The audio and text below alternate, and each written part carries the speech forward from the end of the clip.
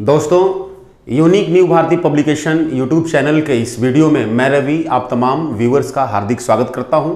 और आज के इस एग्जाम टॉनिक जो हमारा एपिसोड है, ये एपिसोड का नाम ही है एग्जाम टॉनिक। तो इस एग्जाम टॉनिक में हम लोग एक ऐसे चीज पे चर्चा करते हैं जिनका हर एक क्षेत्र में योगदान होता है, जिस चैप्टर से बहुत ज्यादा सवाल पूछा जाता है। तो आइए, आज का जो चैप्टर है इसका फोकस है हमारा कंजंक्शन पे। तो हमें पता है, जब हम लोग वर्ड्स का आइडेंटिफिकेशन का काम कर रहे थे, शब्दों की पहचान की जब बात कर रहे थे, तो मैं फर्स्ट में ही बताया था कि माय डियर कंजंक्शन जो है फिंगर्स काउंटेड है। जो कंजंक्शन है जो फिंगर पे गिने हुए हैं, इनकी शब्द की संख्या लिमिट है। The number of connectors is fixed. संख्या जो कनेक्टर्स की है माय डियर वो सर्टेन है, फिक्स्ड है, इंडेफिनिट नहीं है, डेफिनिट है। अब हमको देखना है कि कंजंक्शन का काइंड्स कितने होते हैं, कनेक्टर्स कितने प्रकार के होते हैं, और कौन से शब्द जो कनेक्टर्स के होते हैं किस काइंड्स के अंतर्गत आते हैं। तो आइए, कनेक्टर्स को डिफाइन करने की बात होती है तो कह रहा है कि the word that joins two और more than two words, phrases, clauses and sentences. Means वैसे शब्द जो दो या दो से अधिक शब्दों को, फ्रेजेस शब्दांशों को, शब्द के ग्रुप्स को, क्लाउजेस वाक्यांशों को, एंड सेंटेंसेस वाक्यों को ज्वाइन करने का काम करता है, एक साथ कंबाइन करने का काम करता है, that is known as conjunction. उसको हम कंजंक्शन बोलते हैं। आइए, काइंड्स की जब बात करें तो there are three types of conjunction, there are three kinds of conjunction. Conjunction के तीन प्रकार हैं, तीन विभेद हैं। सबसे प्रथम जो है माय डियर वो है हमारा कोऑर्डिनेट कंजंक्शन। तो कोऑर्डिनेट कंजंक्शन के अंतर्गत कौन कौन आते हैं? कह रहा है कि सबसे पहले तो समझने की बात है कि कोऑर्डिनेट कंजंक्शन बोलते किसको है, इसका क्या फंक्शन है। कह रहा है कि ज्वाइंस टू और मोर देन टू वर्ड्स। ये बता रहा है डेफिनेशन कि कोऑर्डिनेट कंजंक्शन जो है वो हमारा दो या दो से ज्यादा शब्दों को, हमारा फ्रेजेस जो फ्रेज है उसको, इंडिपेंडेंट क्लाउज को जोड़ता है, लेकिन क्लाउज कैसा होना चाहिए? इंडिपेंडेंट क्लाउज होना चाहिए। या सेंटेंसेस सेंटेंस को भी जोड़ने का काम करता है। लेकिन ये शब्द हो या फ्रेज हो या इंडिपेंडेंट क्लाउज हो या सेंटेंस हो, ये इक्वल रैंक का होना चाहिए। इक्वल रैंक मतलब एक समान कोटि का होना चाहिए। एक समान कोटि कहें तो मतलब यदि हमारा एंड कंजंक्शन है कोऑर्डिनेट कंजंक्शन, तो एंड के पहले वाला शब्द यदि नाउन है तो बाद वाला शब्द भी नाउन होना चाहिए। माने एक समान कोटि के, एक समान क्वालिटी वाले शब्दों को, एक समान तरह के शब्दों को जोड़ने का काम करता है कौन? Coordinate conjunction. दोनों तरफ का जो शब्द होना चाहिए एक समान प्रकार का, एक समान गुण वाला होना चाहिए। कोऑर्डिनेट कंजंक्शन वाक्य को भी जोड़ सकता है, वाक्यांश को भी जोड़ सकता है, फ्रेज को भी जोड़ सकता है, वर्ड्स को भी जोड़ने का काम कर सकता है। आइए एग्जांपल में, जैसे फॉर है, एंड, नॉर, अलोंग, बट, और, एज वेल एज और येट, ये सभी के सभी जो शब्द हैं माय डियर हमारा कोऑर्डिनेट कंजंक्शन से बिलोंग करते हैं। आइए एग्जांपल से समझते हैं। Correct, he was very talented yet his marks were poor. यहां पे जो हमारा कंजंक्शन लगा हुआ है वो कहां है? येट। देखिए, ये जो येट किसको जोड़ रहा है? दो क्लाउज को जोड़ रहा है, दो सेंटेंस को जोड़ रहा है। Correct, he was very talented, वो बहुत ही टैलेंटेड थे। फिर भी हिज मार्क्स वर पुअर, उनकी मार्क्स बहुत खराब थी। माय डियर, ये जो सेंटेंस है अपने आप में इंडिपेंडेंट सेंटेंस है, इसकी अपनी कोई मीनिंग है, अपने मीनिंग के लिए दूसरे चीज पे निर्भर नहीं है। कह रहा है कि हिज मार्क्स वर पुअर, उनका मार्क्स खराब था, ये भी अपने मीनिंग के लिए क्या है? कंप्लीट है। तो दो कंप्लीट सेंटेंस को, येट जो है जोड़ा, किसको जोड़ा? सेंटेंस को, दो सेंटेंस को जोड़ने का काम कर रहा है। अब देखिए इक्वल रैंक का है कि नहीं? आगे यदि देखा जाए तो सेंटेंस है तो बाद वाला भी हमारा सेंटेंस ही है। यदि इसको क्लाउज आप मानते हैं, इंडिपेंडेंट क्लाउज है, तो बाद वाला भी हमारा इंडिपेंडेंट क्लाउज ही है। तो इस प्रकार के दो चीजों को जोड़ने का काम हमारा कोऑर्डिनेट कंजंक्शन करता है। नेक्स्ट देखते हैं। कह रहा है कि my grandma makes tasty food but oblique and delicious sweet. कह रहा है कि मेरी दादी जो है काफी टेस्टी भोजन बनाती है, लेकिन और डिलीशियस स्वीट बनाती है, मधुर व्यंजन बनाती है, मधुर स्वीट बनाती है, काफी स्वादिष्ट मिठाइयां बनाती है। ध्यान देने की बात माय डियर, कह रहा है कि मेक्स बनाती है टेस्टी फूड। टेस्टी फूड क्या दिखा रहा है? पॉजिटिविटी की निगेटिविटी? तो पॉजिटिविटी। डिलीशियस स्वीट, ये कि ये क्या दिखा रहा है? ये भी पॉजिटिविटी दिखा रहा है। तो दोनों क्या है? इक्वल चीज है, इक्वल रैंक का हमारा शब्द है। यहां भी हमारा टेस्टी फूड एडजेक्टिव फ्रेज है, यहां भी एडजेक्टिव फ्रेज है। अब ध्यान दीजिए, दो फ्रेज है, दो फ्रेज को दोनों एक समान तरह का चीज है कि नहीं, दोनों तरफ फ्रेज है हमारा, उसको जोड़ने का काम कर रहा है। दोनों के बीच में इक्वलिटी दिखाना है कि कंट्रास्ट दिखाना है, तो इक्वलिटी दिखाना है दोनों, तो इक्वलिटी दिखाने के लिए माय डियर बट का प्रयोग नहीं एंड का प्रयोग करना होगा। कह रहा है कि Daniel and Oblak but Depps are playing on the bench, bench पे खेल रहे हैं डैनियल और डेप्स। माय डियर यहां आर लगा हुआ, खेल रहे हैं केवल डैनियल ही नहीं, डेप्स भी खेल रहा है, तो ये दोनों व्यक्ति खेलने का काम कर रहा है बेंच पे, तो एक ही काम को दोनों कर रहा है, तो दोनों के बीच में कंट्रास्ट है कि इक्वलिटी है, तो इक्वलिटी है, इक्वलिटी के लिए एंड लगाएंगे। अब यदि कंजंक्शन क्या हमारा यूज का बात करें, इसका यदि कॉम्बिनेशन का बात करें, तो आप देख सकते हैं कि जो एंड हमारा है कोऑर्डिनेट कंजंक्शन है, और ये क्या चीज को जोड़ रहा है, तो दो वाक्य के सब्जेक्ट को जोड़ रहा है। यदि डेनियल सब्जेक्ट है तो डेप्स भी सब्जेक्ट है, तो दोनों एक समान कोटि का है कि नहीं, एक समान रैंक का है कि नहीं।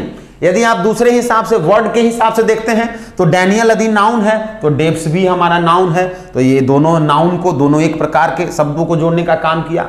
तो कोऑर्डिनेट का काम ही है कि दो या दो से जो अधिक शब्द जो जुड़ रहे हैं आपस में, वो दोनों एक समान तरह का हो। यदि एक तरफ का नाउन तो दूसरे तरफ वाला भी नाउन, एक तरफ का प्रोनाउन तो दूसरे वाला भी प्रोनाउन होना चाहिए, एक तरफ का सब्जेक्ट तो आगे वाला भी सब्जेक्ट, एक तरफ वर्ब है तो आगे वाला भी वर्ब होना चाहिए। यदि वाक्य में यदि एक जो नाउन या प्रोनाउन हमारा ऑब्जेक्ट का काम कर रहा है, तो आगे भी यदि कोऑर्डिनेट कंजंक्शन से जुड़ करके कोई नाउन प्रोनाउन आएगा तो वो ऑब्जेक्टिव केस में ही होना चाहिए। जैसे देखते हैं, a snake can live in water and और ऑब्लिक बट ऑन अर्थ। कह रहा है कि एक सांप जो है पृथ्वी पे भी रह सकता है, जमीन पे भी रह सकता है और पानी में भी रह सकता है। देखिए एंड और या बट कंजंक्शन जो है यहाँ क्या है, कोऑर्डिनेट कंजंक्शन है। तो कह रहा है कि स्नेक रह सकता है पानी में, इन वाटर, इन वाटर हमारा क्या है, प्रीपोजिशनल फ्रेज है, ऑन अर्थ ये भी प्रीपोजिशनल फ्रेज है। अब देखिए तो दोनों प्रकार, दोनों तरफ जो हमारा शब्द है कंजंक्शन का एक समान कोटि का है ना, प्रीपोजिशनल फ्रेज है।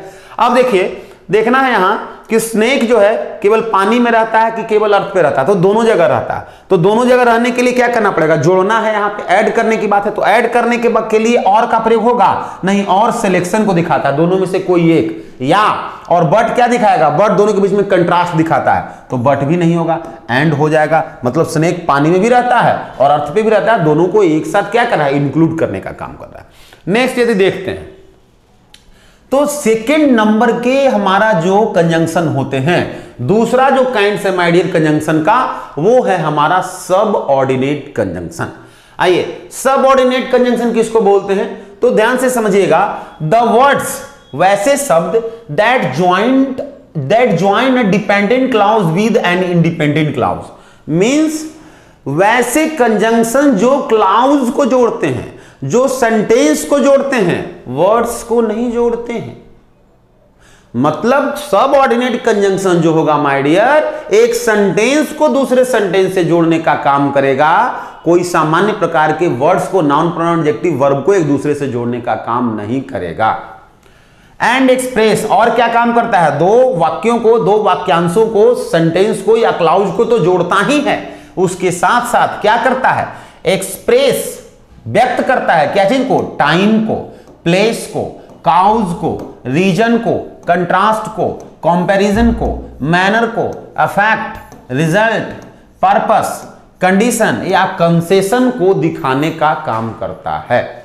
अब आइए एग्जाम्पल से समझते हैं, ये जितने भी यहां वर्ड्स लिखे हुए हैं ये हमारे सब ऑर्डिनेट कंजंक्शन है माय डियर, लगभग यही वर्ड्स हमारा सबऑर्डिनेट कंजंक्शन है, बाकी कोई कहीं दूसरे जगह से कोई दूसरा वर्ड सबऑर्डिनेट कंजंक्शन में नहीं आएगा। एक दो वर्ड्स आपको मिल सकते हैं, वो अलग बात है।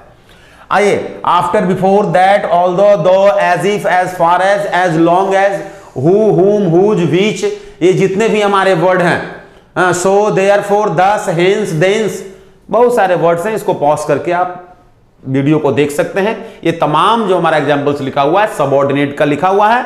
सबऑर्डिनेट कंजंक्शन के बारे में हमें पता हुआ कि ये केवल और केवल दो क्लाउज को या दो सेंटेंस को जोड़ने का काम करता है। अब देखिए देखते हैं, कह रहा है कि I had reach the station, मैं स्टेशन पहुंच चुका था, before the train started for Delhi. कह रहा है कि मतलब दिल्ली के लिए ट्रेन को स्टार्ट मींस प्रस्थान करने के पहले मैं स्टेशन पहुंच चुका था। हाँ मतलब ट्रेन को दिल्ली के लिए खुलने के पहले मैं स्टेशन पहुंच चुका था। देखिए यहां से I had reached the station एक सेंटेंस है, बिफोर हमारा सबऑर्डिनेट कंजंक्शन है the train started for Delhi, ये हमारा क्या है माय डियर, एक अलग क्लाउज है। तो दो क्लाउज को जोड़ने का काम किया कौन, बिफोर। अब इसमें एक क्लाउज जो है इंडिपेंडेंट क्लाउज है, उसकी मीनिंग अपने आप में फुलफिल्ड है, और दूसरा क्लाउज जो है वो क्या है, डिपेंडेंट क्लाउज है। वो क्लाउज अपने मीनिंग के लिए दूसरे पे निर्भर है। जैसे सेकेंड क्लाउज जो है before the train started for Delhi, Delhi के लिए ट्रेन को स्टार्ट करने के पहले, तो इस वाक्य को यदि बोलते हैं तो इस वाक्य का मीनिंग क्लियर तब तक नहीं होता है जब तक इस सेंटेंस को हम नहीं बोलते हैं। तो जो क्लाउज सबऑर्डिनेट कंजंक्शन से शुरू होता है उसको हम बोलते हैं डिपेंडेंट क्लाउज, या उसको हम बोलते हैं सबऑर्डिनेट क्लाउज। तो जो सबऑर्डिनेट कंजंक्शन जो माय डियर दो वाक्यों को, दो वाक्यांशों को जोड़ेगा, उसमें दोनों ही क्लाउज, दोनों ही सेंटेंस जो होगा वो हमारा इंडिपेंडेंट नहीं होगा। एक सेंटेंस हमारा इंडिपेंडेंट होगा तो दूसरा डिपेंडेंट होगा। मतलब सबऑर्डिनेट कंजंक्शन जो है एक डिपेंडेंट क्लाउज को, एक सबऑर्डिनेट क्लाउज को इंडिपेंडेंट क्लाउज के साथ जोड़ने का काम करता है। आगे देखिए, ही सेड, वह बोला। अब ये इसका मीनिंग क्लियर है। ही सेड एक छोटा सा क्लाउज है, वह बोला, ये अपने मीनिंग के लिए दूसरे पर निर्भर नहीं है। लेकिन आगे का क्लाउज है that bring a glass water, कि एक ग्लास पानी लाओ, कि एक ग्लास पानी लाओ,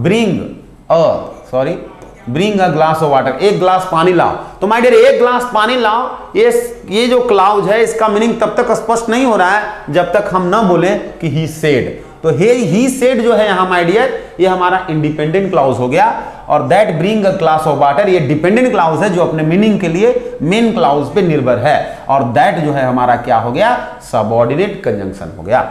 करा कि as long as there is life, जब तक सांस है, देयर इज होप, तब तक आस है।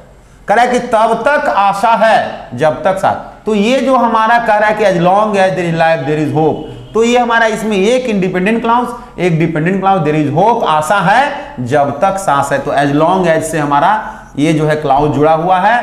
देखिए ये क्लाउज हमारा एज लॉन्ग एज से जुड़ा हुआ है, ये हमारा क्या है, डिपेंडेंट क्लाउज है, सबऑर्डिनेट क्लाउज है। और देयर इज होप, आशा रहती है, आशा होती है, ये हमारा क्या है, मेन क्लाउज है। और एज लॉन्ग एज यहां हमारा क्या है, तो एज लॉन्ग एज हमारा सबऑर्डिनेट कंजंक्शन है। आगे देखिए, सी वॉक्स, वह चलती है as if the earth belong to her, मतलब वह ऐसे चलती है मानो पूरा पृथ्वी उसी का हो। माय डियर एज इफ, मानो पूरा पृथ्वी उसी का हो, ये जो क्लाउज है अपना मीनिंग के लिए इस क्लाउज पे डिपेंडेंट है, मतलब ये डिपेंडेंट क्लाउज है, और ये हमारा क्या है, फ्री क्लाउज है, इंडिपेंडेंट क्लाउज है, सी वॉक्स। तो दो क्लाउज को, दो सेंटेंस को जोड़ने का काम किया कौन, एज इफ। ध्यान दीजिए, एज इफ, तो एज इफ किस तरह का कंजंक्शन हुआ, सबऑर्डिनेट कंजंक्शन है। कराए कि वॉक हार्ड, कठिन परिश्रम करो, लेस्ट अन्यथा, वरना, यू शुड फेल, तुम फेल कर जाओगे। तो ये सबऑर्डिनेट जो कंजंक्शन जो लिस्ट से शुरू हो रहा है, वरना तुम फेल कर जाओगे। कोई व्यक्ति बोलता है वरना तुम फेल कर जाओगे, ये इसका कोई क्लियर मीनिंग नहीं हुआ, ये मीनिंग जो है से बिल्कुल कंप्लीट नहीं कर पा रहा है जब तक वो यह शब्द नहीं बोला जाए, इसमें यह क्लाउज नहीं जोड़ा जाए कि वर्क हार्ड। ये अपने मीनिंग को कंफर्म करने के लिए वर्क हार्ड वाले क्लाउज पे डिपेंडेंट है, इसीलिए इसको हम डिपेंडेंट क्लाउज बोलते हैं। लेस्ट यहां हमारा सबऑर्डिनेट कंजंक्शन है जो डिपेंडेंट क्लाउज को मेन क्लाउज से जोड़ने का काम कर रहा है। नेक्स्ट है डोंट गो, मत जाओ, अनलेस आई से, जब तक मैं नहीं कहता हूं, जब तक मैं नहीं कहता हूं, ये क्लाउज डिपेंडेंट हो गया। किस पे डिपेंड कर रहा है, डोंट गो, तो ये हमारा मेन क्लाउज हुआ, और आई से हमारा क्या हो गया, डिपेंडेंट क्लाउज हो गया। अनलेस हमारा क्या हो गया माय डियर, अनलेस जो है हमारा, ध्यान रहे, अनलेस जो है हमारा सबऑर्डिनेट कंजंक्शन हो गया आई से, और डोंट गो दो क्लाउज को जोड़ रहा है। कहे कि आई मेट माय फ्रेंड, मैं अपने दोस्त से मिला, क्योंकि I was going to the station. My dear यहाँ पे मिसरीडिंग है, वाई नहीं है, वेन होगा, when I was going to the station. एक मिनट, नो वेन नहीं, वाइल लिखना पड़ेगा, while I was going to the station. कह रहा है कि जब मैं स्टेशन जा रहा था मैं अपने दोस्त से मिला, तो मैं अपने दोस्त से मिला, ये सेंटेंस हमारा क्या इंडिपेंडेंट है। जब मैं स्टेशन जा रहा था, ये हमारा डिपेंडेंट क्लाउज है, और हमारा इसमें जो कंजंक्शन है वो है वाइल। देखिए दो क्लाउज को जोड़ने का काम कर रहा है, मतलब सबऑर्डिनेट कंजंक्शन जो है कभी भी दो शब्द को नहीं जोड़ेगा, दो क्लाउज को, दो सेंटेंस को जोड़ेगा, यह भी ध्यान रखना है कि वो दोनों सेंटेंस जो रहेगा अपने आप में फ्री नहीं रहेगा, इंडिपेंडेंट नहीं रहेगा। एक सेंटेंस फ्री रहेगा और दूसरा सेंटेंस जो रहेगा डिपेंडेंट रहेगा, वो अपने मीनिंग के लिए दूसरे पे, मेन क्लाउज पे फ्री जो सेंटेंस होगा उस पे डिपेंड रहेगा। ही हैज अ कार, उसके पास एक कार है, तथापि फिर भी ही वॉक्स ऑन फुट, वो पैदल चलता है। अब यदि यहां से जोड़ करके डिपेंडेंट क्लाउज को हमारा जो सबऑर्डिनेट कंजंक्शन है उसको लेते हुए यदि पूरा इस क्लाउज को पढ़ते हैं, तथापि वह पैदल चलता है, फिर भी वह पैदल चलता है, इसका मीनिंग कोई क्लियर है? फिर भी पैदल चलता है, कब, कहां, कैसे, क्यों? तो इस मीनिंग को कंफर्म करने के लिए ये अपना सेंटेंस को पूर्ण मीनिंग देने के लिए इस लाइन पे निर्भर है, इस सेंटेंस पे। ही हैज अ कार, उसके पास कार है, फिर भी वो पैदल चलता है। तो इन दोनों क्लाउज को, he walks on foot, he has a car, इन दो क्लाउज को, दो सेंटेंस को जोड़ने का काम कौन किया? येट। तो इसका अपना क्लियर मीनिंग है, तो इसलिए इसको बोलते हैं मेन क्लाउज। मेन क्लाउज है या इसी को इंडिपेंडेंट क्लाउज बोलते हैं, और इसकी अपनी क्लियर मीनिंग नहीं है, इसलिए इसको हम लोग बोलते हैं डिपेंडेंट क्लाउज। नेक्स्ट है ही किल्ड हिज टाइम, वह अपना समय बर्बाद किया, वह अपना समय बर्बाद किया, यह इंडिपेंडेंट क्लाउज है। अतः, देयरफॉर, ध्यान दीजिए, अतः, देयरफॉर, इसलिए, इसलिए ये हमारा कंजंक्शन है, इसलिए ही इज अनएम्प्लॉयड, वो आज अनएम्प्लॉयड है, बेरोजगार है, अनएम्प्लॉयड, वो आज क्या है? बेरोजगार है। कह रहा है कि इसलिए वह बेरोजगार है, इसलिए, किस लिए वह बेरोजगार है? तो इस सेंटेंस का कोई कंफर्म मीनिंग आ रहा है, कंप्लीट मीनिंग आ रहा है? नहीं आ रहा। अपने कंप्लीट मीनिंग के लिए यह सेंटेंस इस पे निर्भर है, इसलिए वो बेरोजगार है क्योंकि वह अपना समय बर्बाद किया है। तो ये जो लाइन है माय डियर, ये सेंटेंस जो है हमारा इंडिपेंडेंट क्लाउज हुआ, और ये जो सेंटेंस हुआ हमारा डिपेंडेंट क्लाउज हुआ। तो देखिए, एक इंडिपेंडेंट क्लाउज और डिपेंडेंट क्लाउज को जोड़ने का काम कौन किया? देयरफॉर। इसलिए जो हमारा है देयरफॉर जो वर्ड है सबऑर्डिनेट कंजंक्शन हो गया। आइए नेक्स्ट, जो हमारा तीसरा जो कंजंक्शन होता है माय डियर, वो होता है कोरिलेटिव कंजंक्शन। ध्यान दीजिए, सबसे ज्यादा यदि जो सवाल पूछा जाता है तो इसी कोरिलेटिव कंजंक्शन से पूछा जाता है किसी भी प्रतियोगिता परीक्षाओं में।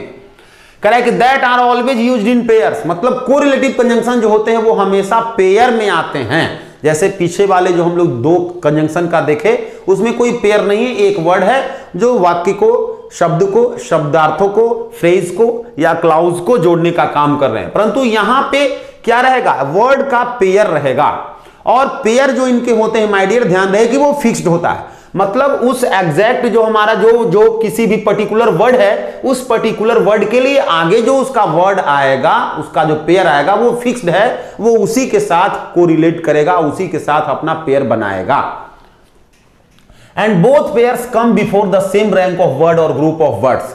माय डियर, यहां कंफर्म है कि जो कोरिलेटिव कंजंक्शन है ये वर्ड्स के पहले भी आ सकता है, ग्रुप ऑफ वर्ड्स के पहले भी आ सकता है, सेंटेंस के पहले भी आ सकता है, क्लाउज के पहले भी आ सकता है। वर्ड्स के पहले भी आ सकता है माय डियर, और ध्यान रहे ये सेंटेंस के पहले भी, सेंटेंस को भी जोड़ सकता है, सेंटेंस, तो ध्यान रहे सेंटेंस को भी जोड़ सकता है, लेकिन कह रहा है कि same rank of word, group of words या सेंटेंस। जो सेंटेंस होना चाहिए या शब्दों का जो ग्रुप है वो, या फिर जो दो या दो से अधिक वर्ड को जोड़ रहा है वो, दोनों ही तरफ, पेयर के दोनों ही तरफ वाले जो शब्द होना चाहिए, जो शब्दांश होना चाहिए, जो वाक्य या वाक्यांश होना चाहिए, एक समान कोटि का होना चाहिए। मतलब कोऑर्डिनेट कंजंक्शन जिन जिन चीजों को जोड़ने का काम कर रहा था, ठीक उन सभी चीजों को हमारा कोरिलेटिव कंजंक्शन भी जोड़ने का काम कर रहा है। हमारा कोऑर्डिनेट कंजंक्शन जो था वो भी एक समान चीजों को जोड़ता था, कोरिलेटिव कंजंक्शन भी एक समान चीजों को जोड़ रहा है, परंतु कोऑर्डिनेट कंजंक्शन और कोरिलेटिव कंजंक्शन में फर्क यही है, वो सिंगल था, ये पेयर में है, ये कपल में है, ये युग्म में है। सबऑर्डिनेट कंजंक्शन बिल्कुल अलग है, वो कभी भी एक शब्द को नहीं जोड़ेगा, शब्दांश को नहीं जोड़ेगा, जब भी जोड़ेगा तो क्लाउज को या सेंटेंस को जोड़ेगा। अब देखिए, तो आप हमारा क्या बोलता है, वीडियो को पॉज करके देख सकते हैं कि कौन कौन से कोरिलेटिव कंजंक्शन है और उनका क्या, उनका जो कॉम्बिनेशन जो वर्ड्स का है उनका कौन सा किसके साथ वो एग्जैक्ट आता है, इसको आपको याद रखना होगा, जानना होगा। आइए इसके कामों को देखते हैं। कह रहा है, देखिए सवाल कि Ram is not so good as you are. कह रहा है कि राम उतना अच्छा नहीं है जितना कि तुम हो। कह रहा है कि राम उतना अच्छा नहीं है जितना कि तुम हो। देखिए सो गुड, अब यहां राम भी अच्छा है, आप भी अच्छा है, अच्छाई दोनों में है, दोनों गुड हैं, लेकिन राम उतना नहीं है जितना कि तुम हो। तो देखिए यहां पे हमारा कंजंक्शन कौन आया है, शो एज, शो एज। देखिए Ram is not so good as you are, तो हमारा सो और एज कॉम्बिनेशन सही है। सो के साथ एज आता है, आप पीछे वाले जाकर के देख सकते हैं कि सो के साथ किसका रिलेशन बनता है, तो देखिए एज के साथ एज का बनता है, सो के साथ भी एज का बनता है। चूंकि समानता दिखाना है तो समानता के केस में हम सो एज का प्रयोग करते हैं। तो यहां पे देखिए दो चीजों को, दो क्लाउज को जोड़ने का काम कर रहा है। जितना आप अच्छे हो, जितना राम अच्छा है, दो क्लाउज है, दोनों में समानता है, इसके लिए सो एज का प्रयोग हुआ। नेक्स्ट कह रहा है कि both Madhu and Sudha did not attend the class yesterday. दोनों ही मधु एवं सुधा कल क्लास अटेंड नहीं किए थे। माय डियर यहां हमारा जो है बोथ एंड या और, तब देखिए बोथ के साथ क्या आता है, तो देखिए यही एरर्स है। हमें यह ध्यान देना है कि बोथ के साथ एंड आता है, बोथ के साथ और नहीं आता है। तो यहां तो ये तो हमारा पहले ही गलत हो गया, बोथ के साथ एंड होगा। अब ध्यान देना है कि बोथ और एंड जो दोनों पेयर हमारा है, एक समान प्रकार के शब्द के पहले है कि नहीं, तो बोथ है मधु के पहले, नाउन के पहले, एंड किसके पहले, सुधा के पहले, नाउन के पहले। देखिए दोनों ही पेयर एक समान, यहां भी नाउन तो यहां भी नाउन। अब सेंटेंस के हिसाब से देखें तो सेंटेंस के हिसाब से मधु और सुधा दोनों क्या है, सब्जेक्ट है, तो दोनों सब्जेक्ट है ना कि कोई है, दोनों ही सब्जेक्ट है। तो इसलिए यही ध्यान देना है कोरिलेटिव कंजंक्शन में कि कोरिलेटिव कंजंक्शन का दोनों जो पेयर आएगा वो एक समान रैंक वाले, एक समान गुण वाले शब्दों, शब्दांशों, वाक्य एवं वाक्यांशों के पहले आएगा। तो अब हमारा हो गया ये sentence, both Madhu and Sudha did not attend the class yesterday. Next को देखते हैं, I have neither seen him और ऑब्ली नॉर हिज ब्रदर। मैंने ना ही तो उसे देखा ना ही उसके भाई को देखा। तो माय डियर मुझे पता है कि नीदर के साथ और का प्रयोग नहीं होता है, नॉर का प्रयोग होता है। लेकिन ध्यान देना है एक चीज और, नीदर जो लगा हुआ है हमारा जो है ये किसके पहले, सीन वर्ब के पहले लगा हुआ है। नॉर जो लगा हुआ है माय डियर किसके पहले लगा हुआ है, हिज ब्रदर, ये फ्रेज के पहले लगा हुआ है, हाँ हमारा नाउन फ्रेज है। तो अब देखिए तो ऐसा होगा, हम लोग को पता है कि दोनों ही जो हमारा पेयर आएगा वो एक समान कोटि के शब्दों के पहले आना चाहिए।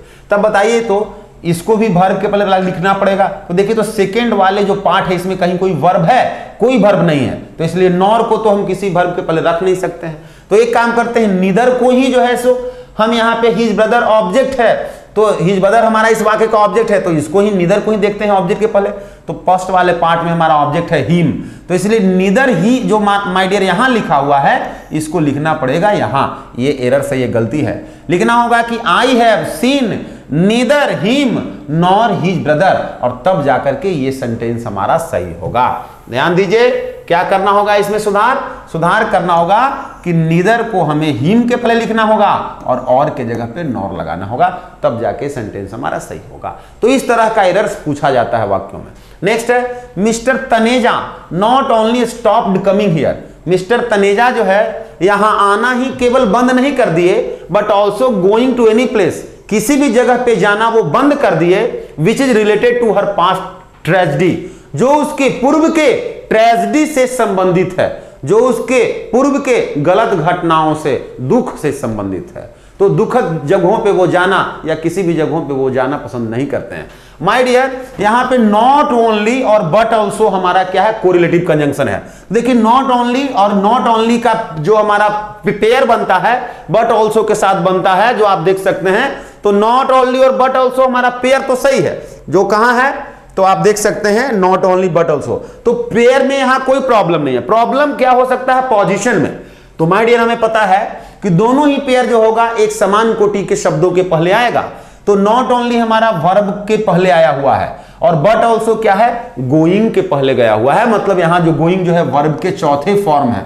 वर्ब तो है लेकिन एक हमारा वर्ब का तीसरा फॉर्म और एक वर्ब का चौथा फॉर्म। हमें पता है कि कोरिलेटिव कंजंक्शन जो होता है उनके दोनों पेयर एक समान रैंक वाले, एक समान कोटि के शब्दों, शब्दांशों, वाक्य, वाक्यांशों के पहले आएगा। इसलिए हमको यही ध्यान देना है कि यहां हमारा वर्ब का तीसरे फॉर्म और यहां हमारा वर्ब का चौथा फॉर्म, जो कदापि संभव नहीं होगा, सत्य नहीं होगा। तो तो सुधार करना होगा कि बट ऑल्सो को भी वर्ब के तीसरे रूप के पहले रखना होगा। सेकंड पार्ट में कहीं वर्ब का तीसरा रूप है क्या, तो नहीं है। तो ये काम करते हैं, फर्स्ट वाले पार्ट में देखते हैं क्या वर्ब के चौथे फॉर्म है क्या। तो हाँ, फर्स्ट वाले पार्ट में हमें कमिंग हियर वर्ब का चौथा फॉर्म मिल रहा है, तो इसलिए नॉट ओनली का जो प्रयोग करना होगा, ध्यान रहे, वो वर्ब के चौथे फॉर्म, मतलब नॉट ओनली को यहां नहीं लिख करके यहां लिखना होगा, तब जाके हमारा सेंटेंस एग्जैक्टली आपका करेक्ट होगा। Mister Taneja stopped not only coming here but also going to any place. तो ये भी हमारा क्या हो गया, गोइंग टू एनी प्लेस एक क्या हो गया, प्रीपोजिशनल फ्रेज हो गया, और ये भी हमारा कमिंग हियर एक हमारा एडवर्बियल फ्रेज हो गया। दोनों फ्रेज हो गया, दोनों जगह वर्ब का चौथा फॉर्म है, दोनों पेयर वर्ब के चौथे फॉर्म के पहले, दोनों पेयर एक फ्रेज के पहले आ गया। तो अब हमारा क्लियर हुआ कि कोरिलेटिव कंजंक्शन का यूज कैसे और कहां करते हैं। तो आइए, यदि आप लोगों को ये वीडियो काफी अच्छा लगा हो या इससे आप लोगों को बहुत ज्यादा फायदा हो सकता है, तो ज्यादा से ज्यादा वीडियो को लाइक दें, ज्यादा से ज्यादा लोगों को शेयर करें। हाँ, यदि अभी तक आप लोग हमारे इस सेशन को, हमारे इस चैनल को सब्सक्राइब नहीं किए हैं तो आप सब्सक्राइब दें, ज्यादा से ज्यादा लोगों को बताएं। आप हमारे टेलीग्राम चैनल से जुड़ करके और भिन्न भिन्न तरह की बातों का, भिन्न भिन्न तरह के फैक्ट्स का डिस्कशन ले सकते हैं। बहुत बहुत धन्यवाद, मिलते हैं अगले सेशन में।